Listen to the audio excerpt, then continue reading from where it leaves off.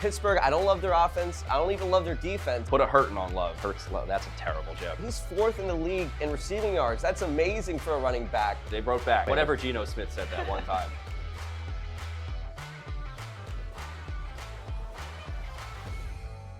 Hello and welcome to Ain't That Our Ball. I'm David Scott. Alongside me is NFL expert Ryan Sanudo. Ryan, how we doing this week? Doing very good. We're already at week 10. Let's get things started. All right, we got a couple exciting matchups, but we're going to start with the Los Angeles Rams and the San Francisco 49ers. A nice divisional matchup here. Two teams that have been pretty solid this year. Let's start with the Rams. They look the best out of the two. What are you seeing from them?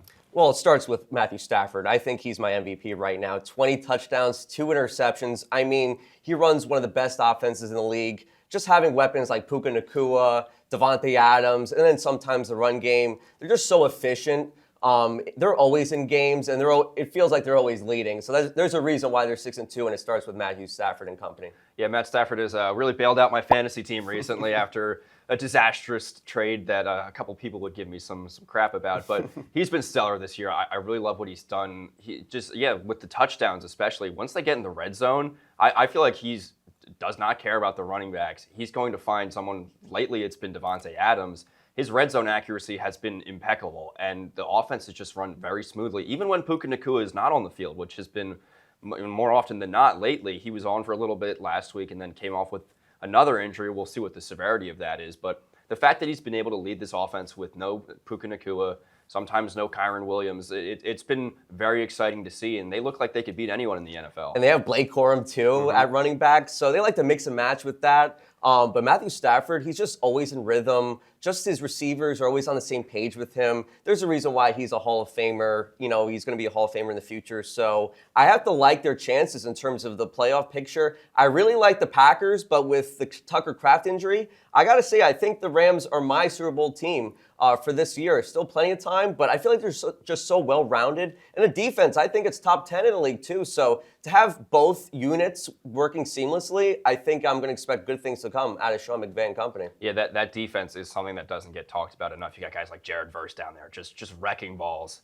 They're a lot of fun to watch on both sides of the ball, and I agree with you that I think this is a team that is now probably the favorite to come out of the NFC going to the Super Bowl. I'd like to go on to the other side of this matchup, though. The 49ers are a bit more polarizing. They're one of the most banged-up teams in the NFL, but the constant has been throughout the year Christian McCaffrey. One of the most injured guys ever, has been fully healthy this year, and he's having a Christian McCaffrey year. Christian McCaffrey is the 49ers offense. Mac Jones has stepped up when they needed him with Brock Purdy being out, but Christian McCaffrey, he's just so reliable with the run game. I just feel like they use him so much even after the injury. It just amazes me how he can still do things after the injury last year. The receiving game, he's fourth in the league in receiving yards. That's amazing for a running back. So that doesn't get talked enough about as well.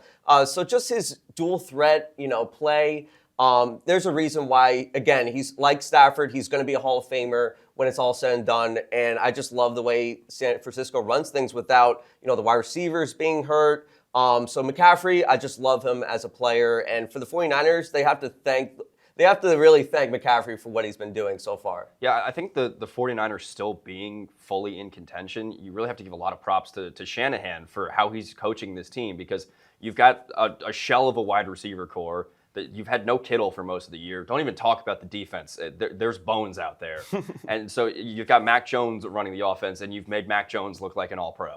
So Shanahan is holding this team together by cobwebs, and it's working still. And sure, there's a lot of season left, and you're going to get Brock Purdy back. Kittle started to come back. Some of those defensive pieces are done for the year, so we're not going to see them, but Ayuk might come back. As this team gets progressively more healthy, do you see them becoming a bigger and bigger threat in the NFC? Hey, if you're getting healthy, I think that just helps your chances in the future. And it's worth noting, they beat the Rams earlier in this game. They surprised them. I think the Rams were like a 10-point favorite in that game, and the 49ers just came into their house and won that game late. So the 49ers, this is like a Rams-49ers game I just love. Just like it's always going to be a close game, McVay against Shanahan, just two masterminds, I think, in terms of offense. So I expect the Rams to pull it off and win this game, because after that loss against 49ers earlier in the year, they want to get back and, get this win. But I do like the 49ers. I think they're going to make the playoffs. It's just a question of how long they can go. I think there are better teams out there, but making the playoffs, I think that's what they can do. Yeah, divisional matchups are always going to be close, but this one especially is going to be really close and a lot of fun. But let's move on to our next matchup. A little bit of a green matchup. We got the Green Bay Packers and the Philadelphia Eagles. This was, I think, an exciting matchup as we're coming closer to it. And then as we've gotten up into week 10 here, you go, it's just I'm less excited about it now that we're here. The Packers are coming off of just a disgusting loss to the Carolina Panthers, or we can say the Panthers are coming off a fantastic win. However way you want to put it. And the Eagles are the Eagles. I'm still not sure where we're at with them. What are you seeing in this one that is maybe exciting you more than I am? So I'll be more excited with the Eagles. Eagles haters, look away. I think still at the end of the day, they're one of the best offenses in the league. Jalen Hurts has been very efficient. Even without A.J. Brown stepping up, well, actually, it hasn't really been on him. Hurts has been finding guys like Goddard, Smith. So that really hasn't been totally on Brown. Sometimes he's open, sometimes he's not. But the Eagles' offense is still one of the best in the league. I think Hurts, if you look at his stat line, it's pretty much comparable to his best season in 2023.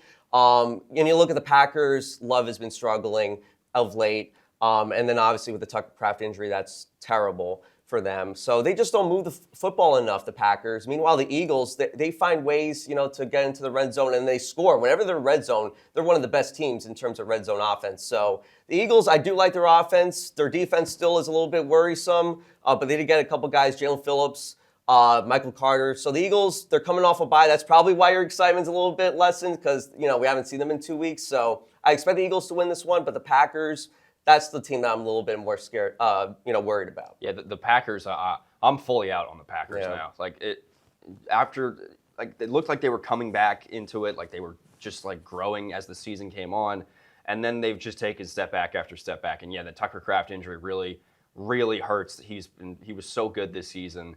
And then you go into the Panthers matchup and you lay an egg. You just look awful. And there were many chances for them to win that game.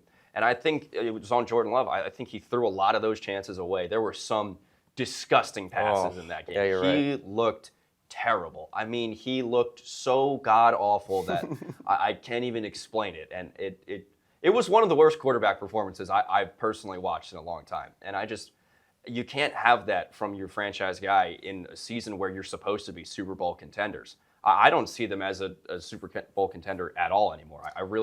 I think if they make the playoffs, they're bounced round one. I think so. I think that Tucker Kraft injury is just disaster for the Packers. Losing a guy like that, he was only one of the best tight ends in the league.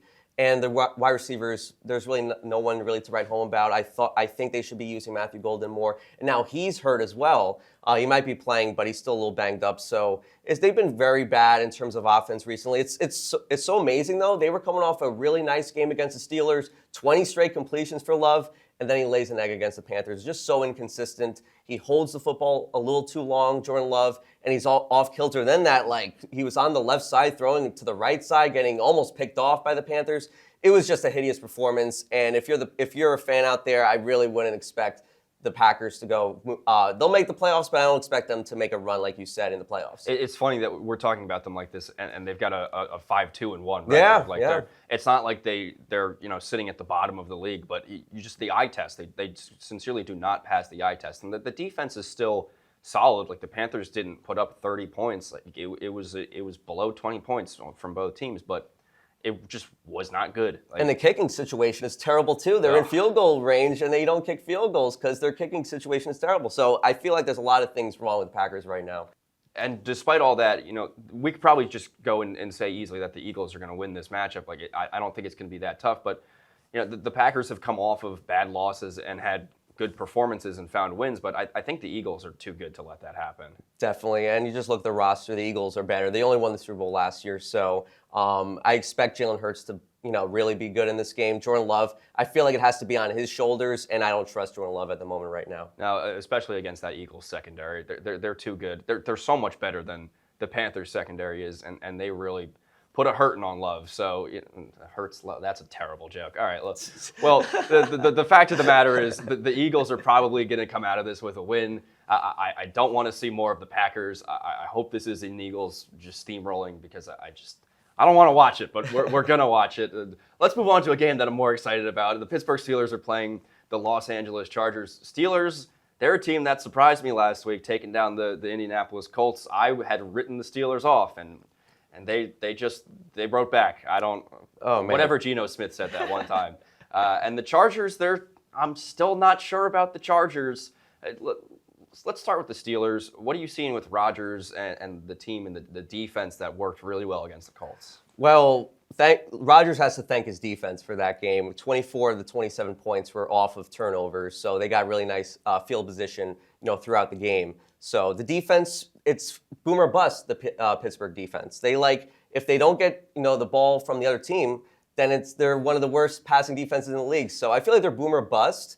But Pittsburgh, for once, I feel like I always go against the Steelers with picks. I feel like the Steelers should find a way to win this game. Just because you look at Herbert's stats right now, 8 interceptions this season, that's something that should really look good for the Steelers, because the Steelers like to get the interceptions, the fumbles, and obviously the Chargers' offensive line is banged up right now. Joe Alt is now out for the season. The Steelers can take advantage, and I think T.J. Watt will get a sack or two against Herbert. Yeah, so the Chargers did make a quick last-minute trade deadline day move for an offensive lineman. It was a late round pick for a guy from the Saints who I don't even remember. That's how meaningless it is. But that also shows you how bad the situation is for the Chargers offensive line.